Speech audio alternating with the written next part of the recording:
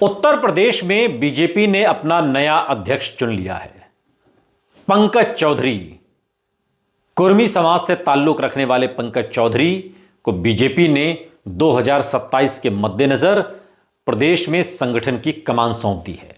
लेकिन सवाल यह है कि पंकज चौधरी के सामने उत्तर प्रदेश में क्या क्या चुनौतियां हैं। पंकज चौधरी उत्तर प्रदेश के महाराजगंज लोकसभा क्षेत्र से 7 बार के सांसद हैं और उन्हें दूसरी बार मोदी कैबिनेट में केंद्रीय वित्त राज्य मंत्री बनाया गया था। वो कुर्मी जाति से आते हैं। पंकज चौधरी का जो राजनीतिक करियर है वो स्थानीय स्तर से शुरू हुआ। 1989 से 91 तक गोरखपुर में नगर निगम के सदस्य के रूप में उन्होंने काम किया। इस दौरान उन्होंने 1 साल तक नगर निगम के डिप्टी मेयर के रूप में भी काम किया और बाद में उन्हें गोरखपुर का डिप्टी मेयर नियुक्त किया गया। और ऐसे समय में जब बीजेपी 2027 के विधानसभा चुनाव की तैयारियों में जुटी है, पंकज चौधरी की जिम्मेदारी बहुत अहम हो जाती है। हालांकि उनका राजनीतिक अनुभव लंबा रहा है, लेकिन संगठन की कमान संभालते ही उनके सामने कई बड़ी चुनौतियां खड़ी होंगी। यूपी के नए बीजेपी अध्यक्ष के सामने कम से कम 5 तो बड़ी चुनौतियां साफ तौर पर दिखाई देती हैं। पंकज चौधरी के सामने पहली और सबसे बड़ी चुनौती पार्टी, संगठन और योगी आदित्यनाथ सरकार के बीच बेहतर समन्वय स्थापित करने की होगी। 2024 के लोकसभा चुनाव में बीजेपी को उम्मीद से कम सीटें उत्तर प्रदेश में मिली। पार्टी के आंतरिक आकलन में कार्यकर्ताओं के उत्साह में कमी और स्थानीय स्तर पर संवाद की कमी को एक बड़ा कारण माना गया। कई जिलों में बीजेपी नेताओं और कार्यकर्ताओं की शिकायत रही कि प्रशासन उनकी समस्याओं पर ध्यान नहीं देते। ऐसे में पंकज चौधरी को सरकार और संगठन के बीच एक सेतु बनाना होगा, एक पुल बनाना होगा। यूपी बीजेपी के नए अध्यक्ष पंकज चौधरी पूर्वांचल के गोरखपुर से आते हैं। गोरखपुर जो सीएम योगी आदित्यनाथ की भी कर्मभूमि रही। वो इस पद पर भूपेंद्र चौधरी की जगह ले रहे हैं, जो पश्चिमी यूपी के जाट ओबीसी नेता थे। पश्चिमी यूपी में राष्ट्रीय लोकदल का प्रभाव लगातार बढ़ रहा है और ये बीजेपी के सहयोगी दल भी हैं। ऐसे में पश्चिमी यूपी के नेताओं और कार्यकर्ताओं को साथ लेकर चलना और क्षेत्रीय असंतुलन की धारणा को खत्म करना पंकज चौधरी के लिए आसान नहीं होगा। 2027 के विधानसभा चुनाव पंकज चौधरी के नेतृत्व की असली परीक्षा होंगे। इससे पहले 2026 में पंचायत के चुनाव भी होने हैं, जहां पर टिकट वितरण को लेकर असंतोष और बगावत की आशंका हमेशा रहती है। नई बात नहीं है ये। बड़ी संख्या में टिकट के दावेदारों को संतुष्ट रखना और पार्टी के भीतर एकजुटता बनाए रखना उनके लिए सबसे बड़ी चुनौती होगी।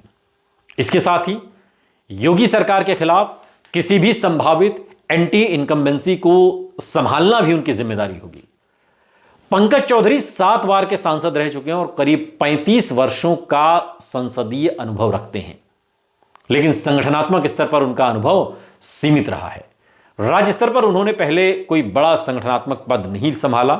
बीजेपी और आरएसएस के कई वरिष्ठ नेताओं की तरह उनका जमीनी संगठनात्मक नेटवर्क पूरे प्रदेश में मजबूत नहीं माना जाता और ऐसे में प्रदेश भर के कार्यकर्ताओं से सीधा जुड़ाव बनाना उनके लिए भी एक नई चुनौती होगा। पंकज चौधरी चूंकि कुर्मी समुदाय से आते हैं, जो यूपी की ओबीसी आबादी का एक बहुत बड़ा हिस्सा है, लेकिन सवाल यह है कि कुर्मी समुदाय से आने वाली अनुप्रिया पटेल तो खुद एनडीए का हिस्सा है और जब अनुप्रिया पटेल जैसा दमदार, बड़ा, विशाल, जमीनी, मजबूत चेहरा बीजेपी के पास है एनडीए के घटक दल के तौर पर, तो फिर ऐसे में कुर्मी अध्यक्ष बनाकर बीजेपी क्या संदेश देना चाहती है, यह भी समझने की बात है। क्या अनुप्रिया पटेल के कद को छोटा करने की कोशिश बीजेपी ने पंकज चौधरी को आगे करके की है? क्योंकि अनुप्रिया पटेल खुद कुर्मी समाज की बहुत बड़ी नेता है और उत्तर प्रदेश में जो कुर्मियों का वोट बैंक है उस पर उनकी अच्छी खासी पकड़ है। तो पंकज चौधरी को आगे करके बीजेपी कौन से कुर्मी समाज को अपने पाले में करना चाहती है और कहां पर वो अनुप्रिया पटेल को कमजोर देख रही है? क्या इसका नतीजा उन्होंने पिछले लोकसभा चुनाव से निकाला, जहां पर अनुप्रिया पटेल की पार्टी 2 सीटों पर लड़ी और एक पर खुद मिर्जापुर से ही अनुप्रिया जीत पाई? अभी ये सारे सवाल भविष्य के गर्भ में हैं, लेकिन अनुप्रिया पटेल के होते हुए पंकज चौधरी को सूबे की कमान सौंपकर बीजेपी ने एक संदेश अनुप्रिया पटेल को देने की कोशिश की है। बीजेपी ने उन्हें अध्यक्ष बनाकर समाजवादी पार्टी के पीडीए, पिछड़ा दलित अल्पसंख्यक की राजनीति को भी चुनौती देने की रणनीति अपनाई है। लेकिन कुर्मी समुदाय का वोट कभी एकजुट होकर किसी एक पार्टी के पक्ष में नहीं रहा। 2024 के लोकसभा चुनाव में इस समुदाय का एक बड़ा हिस्सा सपा कांग्रेस गठबंधन की ओर गया था और ऐसे में ओबीसी वोट बैंक को फिर से बीजेपी के पक्ष में मोड़ना आसान नहीं होगा। कुल मिलाकर पंकज चौधरी का रास्ता आसान नहीं है। अनुभव और संगठनात्मक संतुलन, क्षेत्रीय समीकरण, चुनावी रणनीति और कार्यकर्ताओं में भरोसा, इन सभी मोर्चों पर उन्हें खुद को साबित करना होगा और आने वाले 2 साल तय करेंगे कि वो इन चुनौतियों को कितनी मजबूती से संभाल पाते हैं।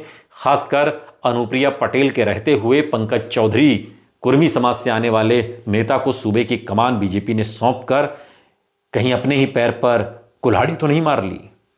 सवाल भविष्य के गर्भ में है।